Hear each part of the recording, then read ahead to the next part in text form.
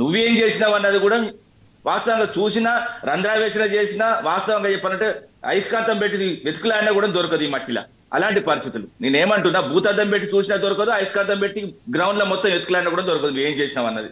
నువ్వు ఏం లేదు, వాస్తవంగా 21 నెలలుగా నీ దోపిడి సిద్ధాంతాలతోని నువ్వు ఏ విధంగా అయితే బ్లాక్ మెయిల్ చేసుకుంటూ వచ్చినావో అదే సిద్ధాంతాన్ని కొనసాగించుకుంటూ ఒక పార్టీ మీద ఒక ఒకరి తర్వాత ఒకరిని ఎందుకంటే డైవర్ట్ పాలిటిక్స్ లో భాగంగా ఒకరి తర్వాత ఒకరిని పెట్టి నువ్వు కాల్చాలని చూస్తున్నావు. ఎందుకంటే నువ్వు గన్నుకు సంబంధించిన రెడ్డి కాబట్టి, నువ్వు వాస్తవంగా ఉస్మానియా యూనివర్సిటీ మీద గన్ను ఎక్కుపెట్టిన రెడ్డి కాబట్టి ఆ గన్ను పెట్టి కాల్చాలని చూస్తున్నావు. కానీ తిరిగి బుల్లెట్ దాకేది నీకే రేవంత్ రెడ్డి అని చెప్తున్నా.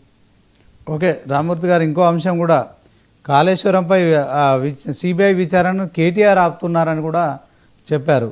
ఏం చెప్తారు?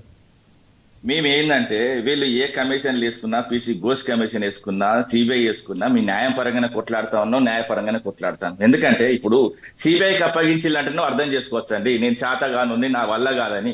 ఎందుకంటే కొండందో ఎలకని పట్టినట్టు వాస్తవంగా చెప్పాలంటే అక్కడ ఏం జరగలేదు.